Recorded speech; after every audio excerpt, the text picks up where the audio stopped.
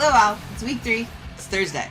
On Tuesday we talked about critical visual analysis. Today we're going to shift gears a bit and we're going to continue talking about being critical and analytical of the design elements around us and the visuals that shape our lives, but we're going to specifically focus in on the global context of visual communication. In this video, I'm going to first share some intercultural communication considerations, context, and examples, and then I'm going to shift gears and talk a bit more about Module 1. I'm going to share some student work examples with you to give you a sense of the moves that you might make as you continue to work on Module 1.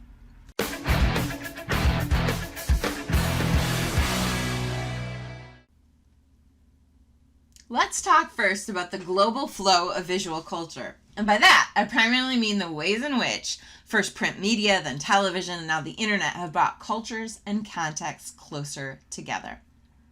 The reading response for today asks you to identify a particular image or graphic that you would argue requires deep situational cultural knowledge to understand. And here are a few examples students have shared in the past. You can see they situate culture as heritage, as religion and ethnicity, as affiliation with and in a particular group like the armed forces, and more. We as rhetoricians have to include physical gestures as part of visual communication. What does this hand gesture mean to you? In Egypt, this means be patient. In Italy, it means what do you mean? In Greece, it means that's perfect. Let's pan back and look at the bigger context. And please know I am scratching the surface here. There are entire classes and books obviously focused on cross-cultural visual communication. So I just want to introduce a couple of key concepts that provide some context for the document design decisions we'll talk about in just a minute. We live in a context of worldwide communications, massive multinational corporations, a growing decline in the power of the nation state, the emergence of new hybrid fused cultural conventions, globalization, convergence and synergy, and the power of corporate brands. We read last week about signifiers and signs, and I would argue these 3 logos are great examples of floating signifiers. These are meaningless shapes unless we have the cultural knowledge to read them, and that cultural knowledge at this point is global. People have become essentially brands, and that's new in our global culture. Synergy is somewhat the global norm, where a company, or in this case MTV, a particular brand held by Viacom CBS, which merged together in 2019, engages its practices globally, but with localization. And CNN, a brand held by Turner Broadcasting Company, also operates in this way. If we take a closer look at Viacom CBS's brand holdings, we can see that global brands include BET, all CBS affiliates, Comedy Central, MTV, Nickelodeon, Paramount and its affiliates, and more. I want to turn to Saturday Night Live and an interesting parody piece to point towards some of the tensions that result from global supply chains.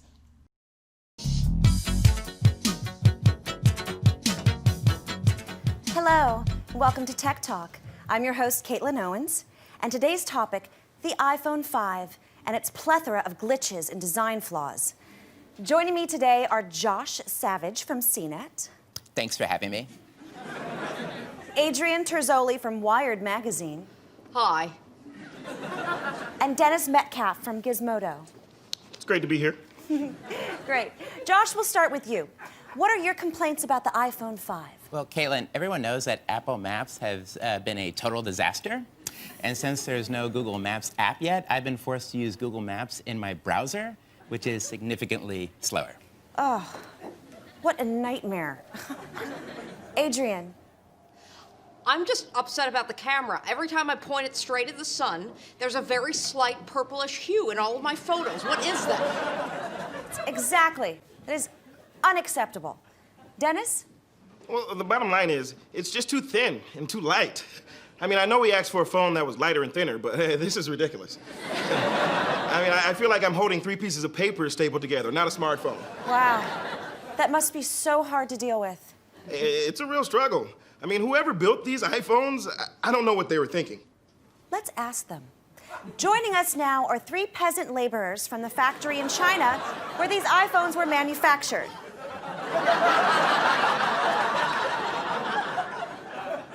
Say what? Please welcome Ma Shu Quinn, Shu Chao, and Lee Hai. Thanks for joining us. Hi. Oh, good to see you. This should be fun. Can I leave? No, you may not. Can we withdraw all our earlier complaints? Absolutely not. This is a trap. So, Mr. Chow, Josh here was just complaining about Apple Maps. It wasn't really a complaint. I was. Oh, no, talk about Apple Map. It no work, right? It take you to wrong place. You want Starbucks, it take you to Dunkin' Donut. That must be so hard for you. Oh, yeah. You want Macy? It take you to JCPenney? Oh, how you deal with that? I guess we just lucky. We don't need map, because we sleep where we work. Yeah, but thank you for pointing out problem. I'm so sorry. I'm so sorry. And you guys were complaining a lot about the apps, right? That they were loading too slow? Not at all. Not at all. They're wonderful. Oh, your apps run too slow? You can't play Angry Bird? Yeah, I have an Angry Bird too. A chicken at factory tried to steal my lunch. Oh, Twitter low slow? You can't read Kardashian tweet about handbag? My brother have handbag too. He lose hand, keep him bag until he can afford to reattach. We didn't mean to offend you. There were just some bugs with the new phone. Oh, you upset with bug? Too many bug in phone? Yeah. I sleep in communal bunk bed with 100 stranger. Lice are best bug I get. Lice are best. Here's a quote from your website, Josh. Oh, please don't read that. Please don't read that. It says, "I can't believe I waited 6 hours in line for this piece of crap." Oh, you wait in line for 6 hours. That's tough. One time she waited in line 21 days for baby formula. Food to feed baby. So very similar. Yeah.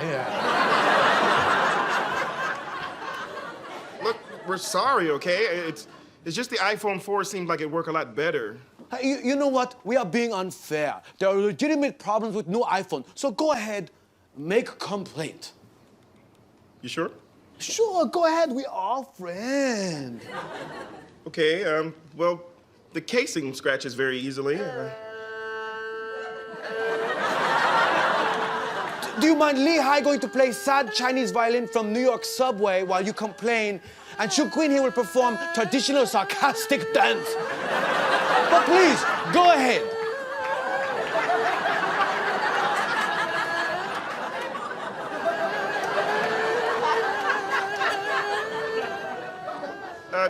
You know what? I think I'd rather just stay quiet. It's a good idea, Einstein. Okay, we're done shaming him now. Finally, would you guys like to complain about an American product? Oh, that's good question. Let's see, what does America make?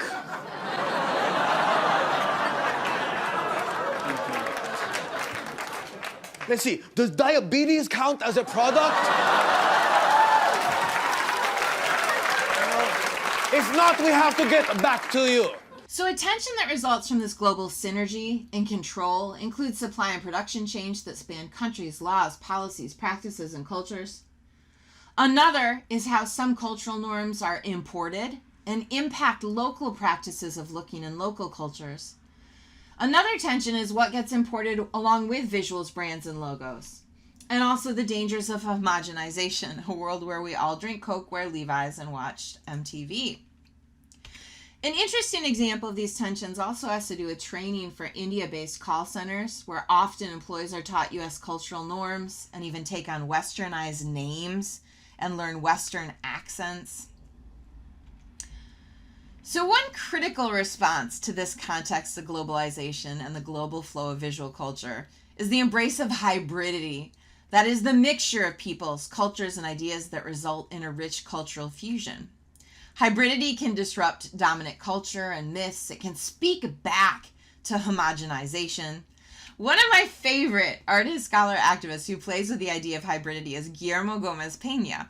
In his performance art, he plays on cultural stereotypes by collaging different cultural clothing and practices. Here's an example of how he does this: a headdress and a machine gun, football pads and a woven traditional skirt.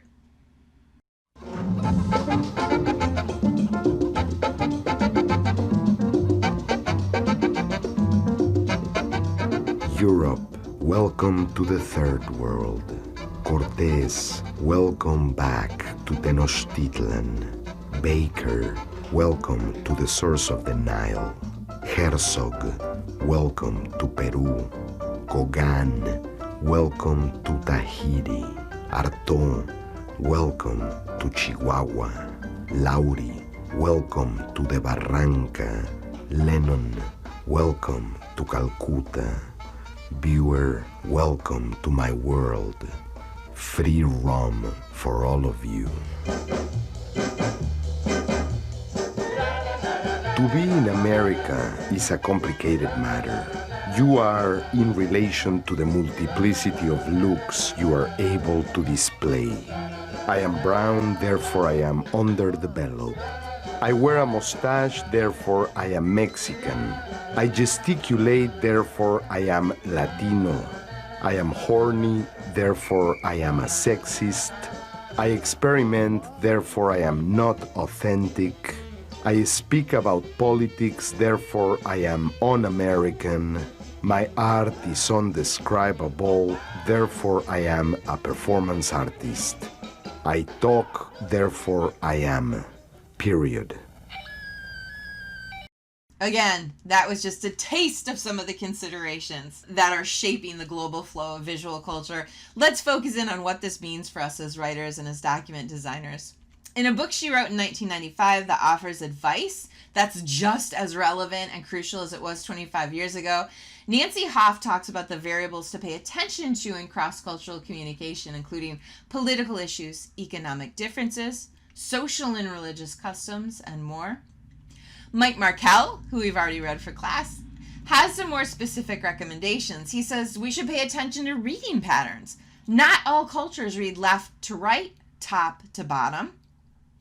Different cultures present instructions in different ways. In the US, for instance, we tend to be pretty forceful in instructions. Open this, click here, select this, do that.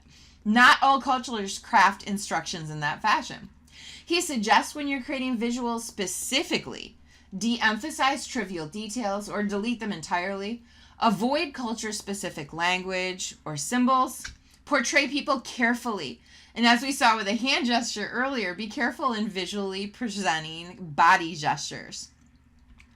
In the chapter we read for today, Ronnie Lipton also offers some advice. Her advice is more participatory. Observe your audience, do research, work with focus groups, work with members of the culture you want to communicate to and with. If your organization or company can afford it, consider hiring a consultant, a specialist. And know that translation isn't just translating verbal elements, like translating alphabetic Spanish to alphabetic English. It also includes translating graphics and visuals.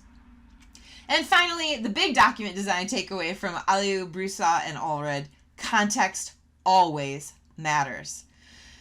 In the 80s, a lot of designers and technical writers adopted an approach that, well, if the language is difficult to use to share an idea, just use visuals. They're completely cross-cultural. But we've learned they are not. Context as a key rhetorical principle always matters and is crucial not only for alphabetic text, but design elements and visual communication.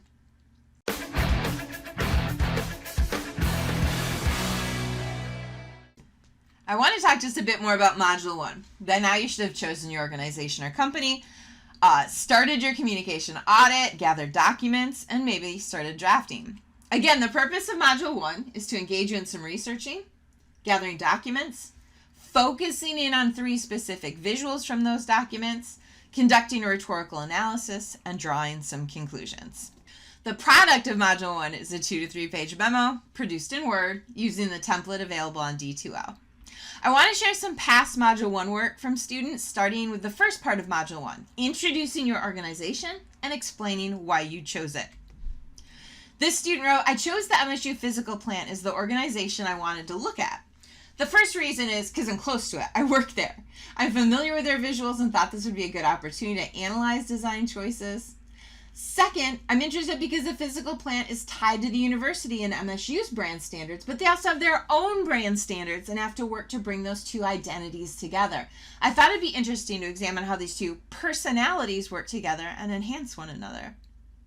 This student says, I chose the International Teamsters Union. I recently got a job doing web work and we're working on a project for Teamsters Local 332 in Flint. After right to work passed in Michigan and 20 some other states, unions have experienced a decline in membership. Large union organizations are forced to find ways to reach out to their existing membership, convey their message to those with opposing political opinions, and grow their audience. Doing a communications audit on the newly updated website and Facebook of the International Teamsters Union will give me valuable insight that I can use while working on the local site. This student chose the New Yorker as a brand and an organization, and he said, as the managing editor of the Offbeat and prose editor of Red Cedar Review, I'm really interested in the business of literary journals and magazines. So I chose the most widely read literary magazine to analyze how it's established its brand. After you introduce your organization and explain why you chose it, you'll want to describe the documents you gathered and why you chose them. This student focused on Dickies and said, I took 2 ads from their 874 Detroit work pants promotion. I'm interested in how they're portraying a program that affects a neighborhood I'm familiar with. I also selected an ad they use in the women's section because I wanted to see how a company that is traditionally presented as manly and tough. And I pushed back a bit on this one, arguing that the student should have maybe gathered more materials than just ads. Ads are pretty low-hanging fruit from my perspective. But he emailed me back after he got his grade and said, oh no, I gathered tons of different documents. And he had gathered probably, I think, 15 or so different documents produced by Dickey as external communications, but argued that I wanted to focus on the ads because I was really interested in the neighborhood and how they appeal to women. And he got an A+++. This person focused on Big Brothers Big Sisters National and said, I chose 3 documents that I think conveys the identity BBBS is trying to portray: a short animated advertisement, the landing page of their website, and a recent newsletter. This student took a list route and documented everything he gathered about Vans. I pushed back a little because not everything on this list was produced by Vans. Some of it's not external communication by Vans, but it's articles produced by someone else about Vans. However, the 3 specific visuals the student chose to focus on were produced by Vans. After you introduce your organization and explain why you focused on it, and after you describe the documents you collected and why you chose them, you move into analyzing 3 specific visuals from the documents. And again, the visuals you choose to analyze can come from one document or from 3 different ones. This student focused on Tesla, and one of the specific visuals he analyzed was an animated GIF. And he did a really interesting analysis where he argued the color choices in the graphic work upon the pathos of the audience. The soft blues and greens are comforting and soothing and suggest, it's okay, take your hands off the wheel. Trust Tesla engineering. He also said if they used instead a color scheme like black, white, and red, that would come off as alarming or create a sense of danger. This person focused on Jet's Pizza, I think, because he just said he really loves their pizza. One of the visuals he analyzed was a still image from a news segment about Jets. I argued, this really isn't external communication because it wasn't Jets produced, but his analysis was so good. He says, this still is a perfect representation of the myth of photographic truth. The image makes it seem as though every single one of the fresh vegetable and produce items were used in the perfect looking pizza sitting in front of the camera, and as if the company president made the pizza himself. And a final example of the logo for he for she. The writer describes where the logo can be seen and explains why the logo is designed the way it was, with specific detail about color and design elements. She said, the logo serves as a visual representation of the organization and the campaign. People know that anything marked with this symbol is part of the movement. Additionally, by bringing together the male and female symbols, the logo serves as a visual representation of the unity and equality that the organization hopes to achieve. And the last move you'll make in Module 1. Offer some conclusions based on the documents you gathered and the visuals you rhetorically analyzed. This student said, the Detroit Institute of Arts utilizes visuals designed to interest and engage visitors, specifically visuals that incorporate the art in the institution. The DIA's use of pathos creates a bond, consciously or unconsciously, with its visitors, which increases their loyalty to the institution. Although they're not all uniform in style, the DIA's materials maintain an overall aesthetic theme and a persona. This student focused on the World Wildlife Fund, and she said, through the use of images and placement, the documents conveyed their mission to help endangered species rebuild their numbers and find a way to coexist with people. She continues by noting that it's apparent to me that WWF knows who their audience is and knows how to use images to influence and persuade that audience, thus creating a successful way to support their organization. I hope seeing some example work was helpful. As you continue working on Module 1, remember, start by gathering documents, then focus in on 3 specific visuals to write your analysis. Next Thursday, September 24th, a draft of Module 1 is due uploaded to our shared Google Drive folder for workshopping, and I'll share more details about what our workshopping will look like on Tuesday. Then next Sunday, September 27th, Module 1 is due, uploaded to D2L.